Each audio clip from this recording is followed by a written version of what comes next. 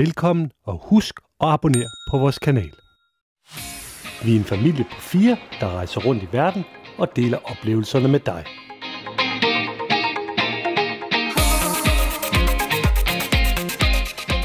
I dette afsnit er vi på en uges krydstogt i det østlige Middelhav.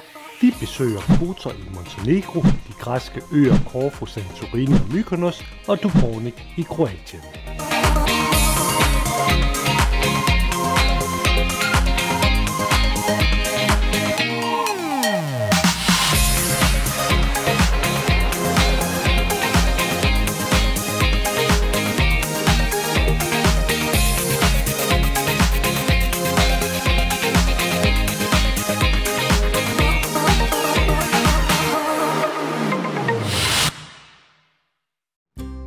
Vi flyver til Italien via Frankfurt, men turen derned viser sig at være et mareridt, der i stedet for 5 timer tager langt over et døgn. Ingen af vores bagage når frem, og da vi endelig er fremme ved krydstogtskibet, har vi brug for at puste ud. Det har været en lang rejse hertil, men endelig er vi ankommet til krydstogtskibet, og det indfrier alle forventninger. Det er virkelig et smukt sted, vi lander. Og lige nu nyder vi en dejlig kop kaffe og en kold cola, og børnene slapper af med hver deres is. Just a small piece. Det ser lækkert ud. Ja. Thank you very much, madam. Thank you. Enjoy.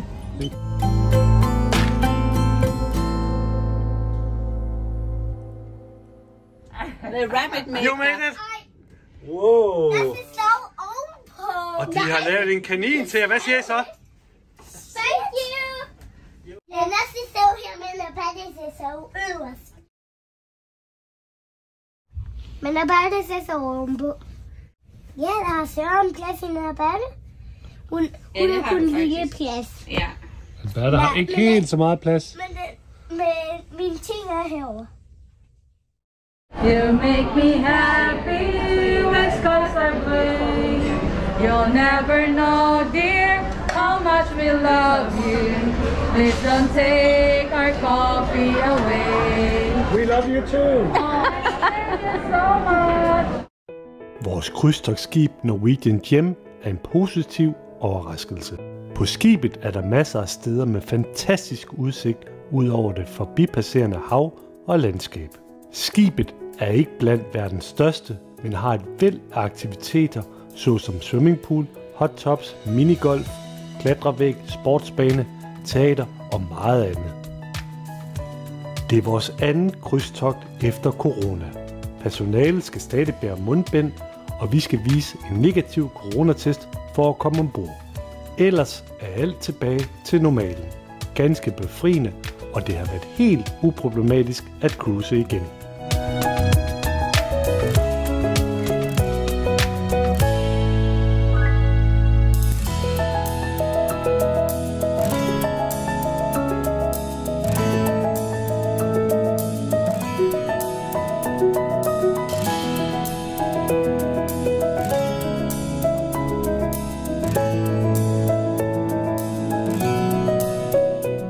Maden er fremragende.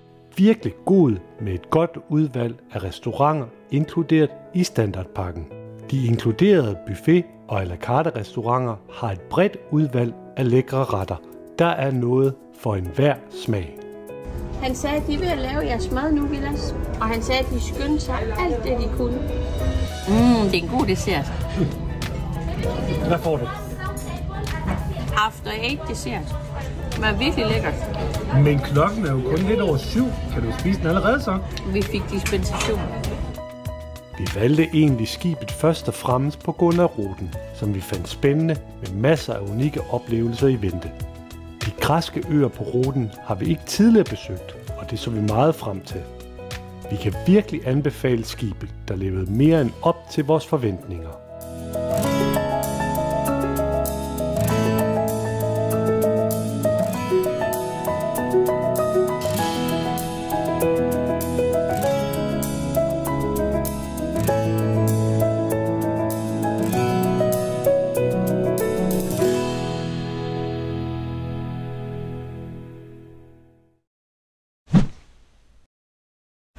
Og så sejler vi til den første destination, som er Kotor i Montenegro, som vi kan se her i baggrunden her.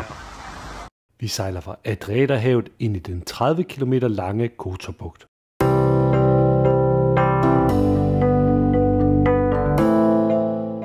Vi er på vej til Kotor. Krydstogtskibet glider lige så langsomt igennem vandet på vej ind i bugten. Og helt inden for enden i bugten, der ligger Kotor. Og vi glæder os til gensyn. Det er 10 år siden, vi var her sidste gang. For godt 10 år siden besøgte vi bugten fra landsiden via en lejet bil. Det var Albertes første rejse, blot 2 måneder gammel. Og lige siden har vi snakket om at opleve bugten fra søsiden. Der er mange, der står på bilen. Jeg troede lige, det var studenterkørsel. Ja, på studenterkørsel på vand. Og vi har kørt hernede på vandet. Ja, det tænker vi her. Det var over på den her side her, vi boede.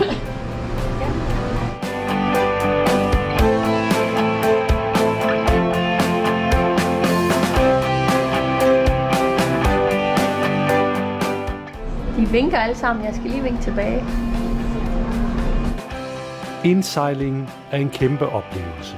Overalt er vi omgivet af stejle bjerglandskaber på begge sider. Visse steder er fjorden ganske snæver, og jo længere vi bevæger os ind i bugten, desto mere imponerende bliver naturen. Kotorbugten beskrives ofte som Sydeuropas smukkeste fjord, og det er ikke uden grund.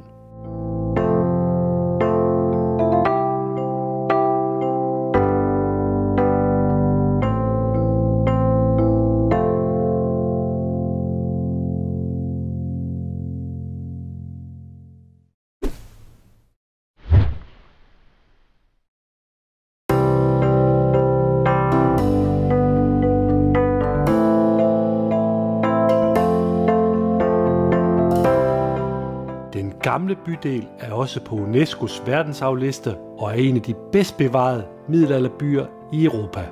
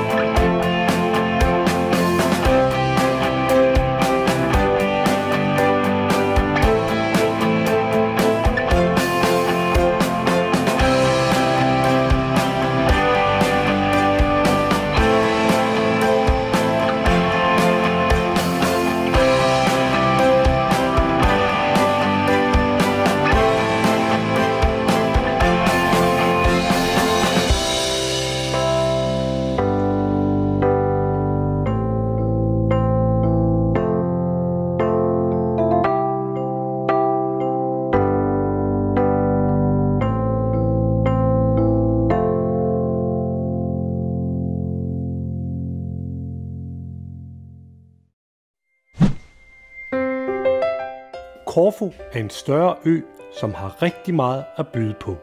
For at få mest muligt ud af tiden på øen, havde vi lejet en taxachauffør i nogle timer, der også var vores guide.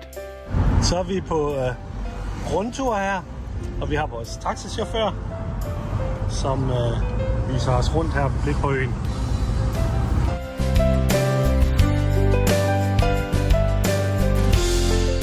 Taxichaufføren vil gerne vise os en autentisk landsby på Korfu, og det var vi frisk på. Vores taxichauffør har taget os ud i en lille bitte landsby, og der er rigtig mange spændende ting herude.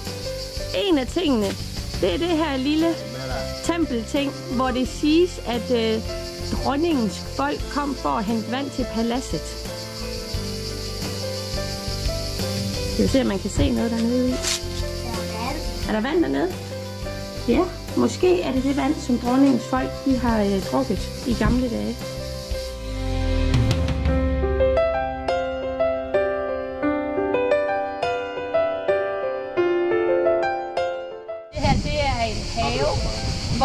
at Achilles fra den græske mytologi, han er udstillet. Han er halv menneske og halv gud. Og han var en stærk kriger, og den eneste svaghed, han havde, det var hernede, det var hans akillessene. Så hvis man skulle dræbe ham, så var det der, man skulle ramme ham. Ellers så var han super stærk som en gud og uovervindelig. Selve paladset var under renovering og derfor ikke åbent. Men haven var i sig selv en smuk oplevelse.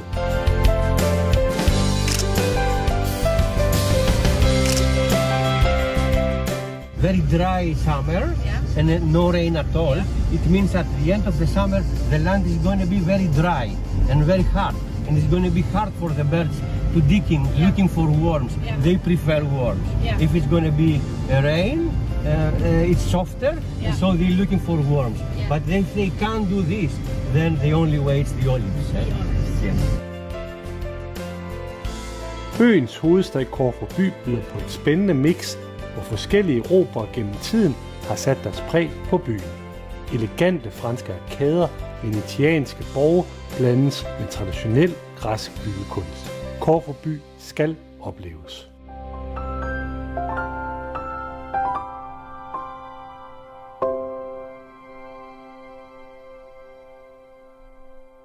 Ved lufthavnen kan man komme helt tæt på flyene.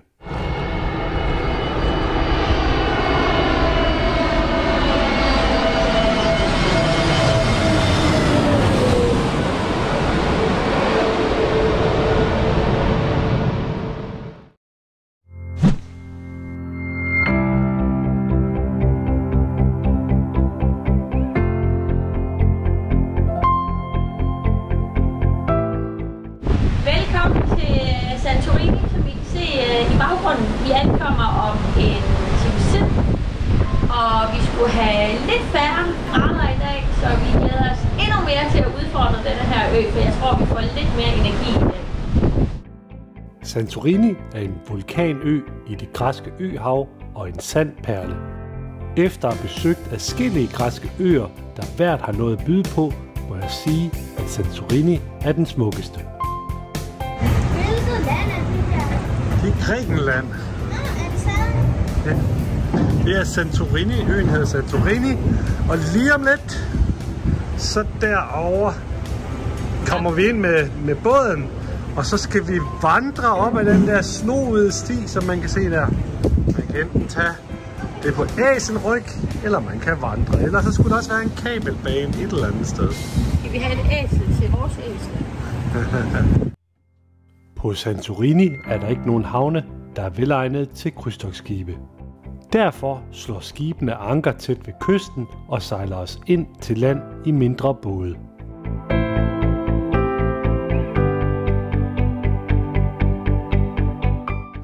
Jeg tror, jeg vil gerne rige en. Det går også af balle, fordi det har jeg aldrig prøvet.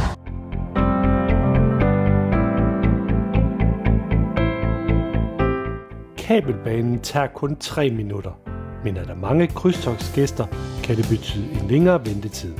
Børnene er mest stemt for æseltransport, mens vi voksne har godt af at vandre de 30 minutter det tager for at komme op til byen Fira.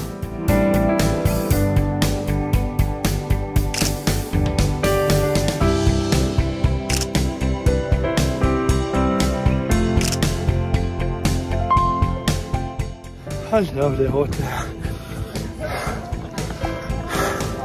Vi går efter æsler i fuld tempo op af bakken her.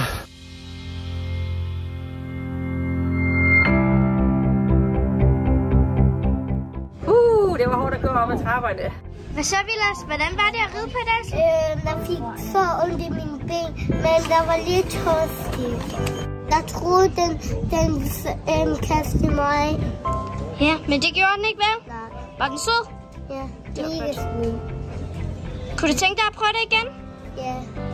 Og far, han kunne følge halvdelen af vejen derop, og så måtte han simpelthen slippe, fordi det blev simpelthen for hårdt. Så I kom først op.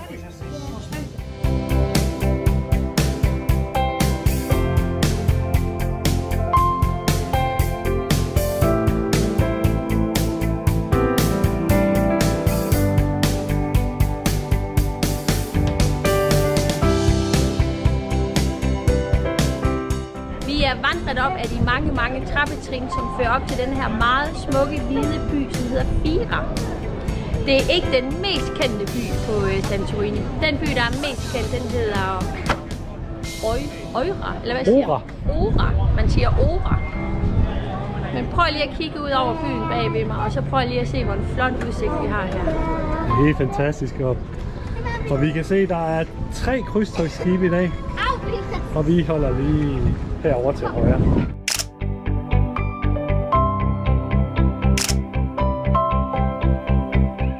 Ora er den mest kendte by på Santorini. Men med begrænset tid på øen, vælger vi at bruge alt vores tid i Fira.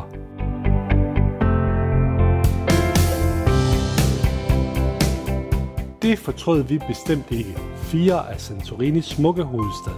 Et must-see på Santorini med de mest fantastiske udsigter ud over det azurblå hav og klipperne. Byen har uendeligt mange shoppingmuligheder og restauranter, og det er en stor oplevelse at udforske byen.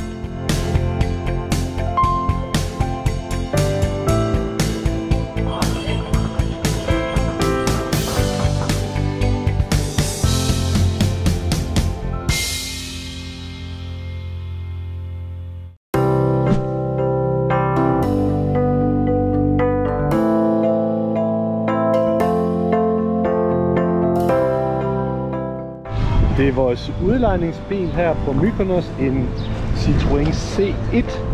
Vi har ikke ret meget bagage, fordi vi kommer jo direkte fra krydstogtskibet. Så den er helt tilstrækkelig til i dag. Chauffør, hvor er vi på vej hen?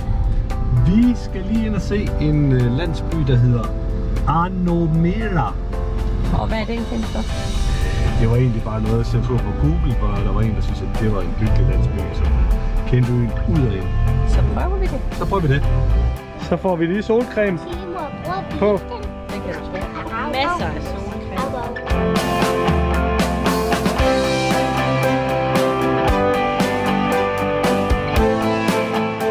Vi er i gang med dagens anden kaffepause. Den byder på græsk kaffe og en kaffe latte. Vi sidder her i solen, har udsigt til en rigtig flot torv. Og så lige her bagved os, der er der en legeplads, hvor børnene leger. Og legepladsen ligger i skygge, så det er helt perfekt.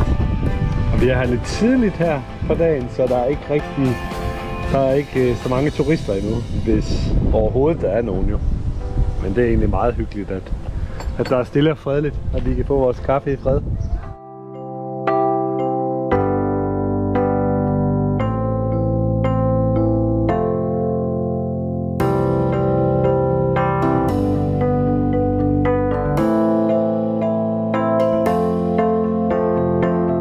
Trafikken er ganske let på Mykonos. Landskabet er bakket, men der er ingen rigtig bjerge. Øens største attraktion er de smukke strande, og vi er på vej til en af de bedste. Det er paradis, det her. Det er i hvert fald Paradiso-strand. Det er en dejlig, smuk, skøn, anelse dyr ø, vi har fundet her.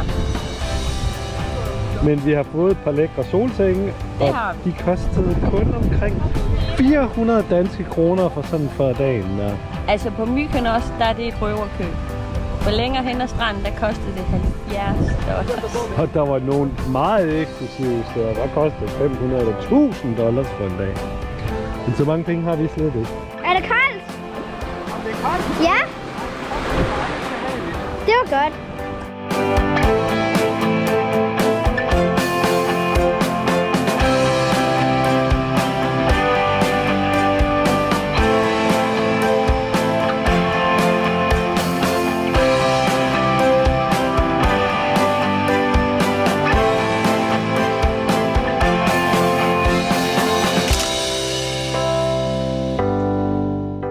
Mykonos er jetsetternes ø, og måske er man heldig at ligge på en solseng ved siden af en Hollywood-stjerne.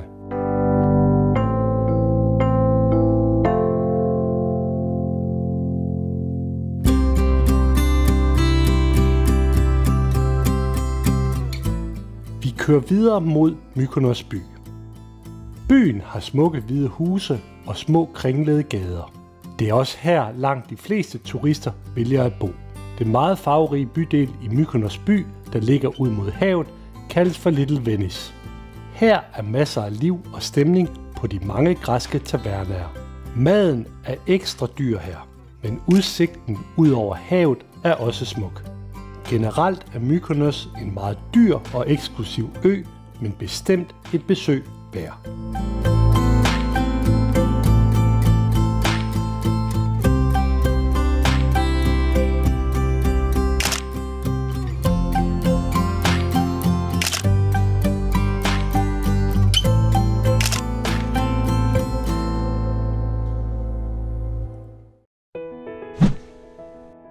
Dubrovnik er Kroatiens største turistattraktion og vores sidste stop på turen. Vi har tidligere besøgt byen. Sidst vi var her regnede det. Denne gang er der solskin fra en skyfri himmel. Den gamle by er omsluttet af en lang bymur.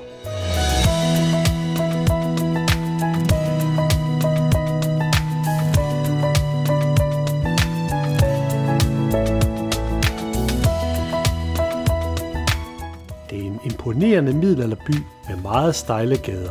Byen er fyldt med caféer, restauranter, tøj og souvenirbutikker. Prøv lige at se, hvor hyggeligt der er dernede. Det her er i hvert fald hyggeligt. Lille snæver gade der. Men hvem kommer først? Er Vilas og Albert op til toppen?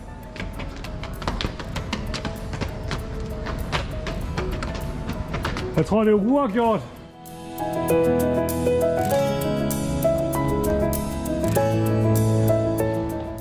Jeg kan ikke sige nej til sådan en skilt her. Cold drinks with the most beautiful view. Den retning, der går vi.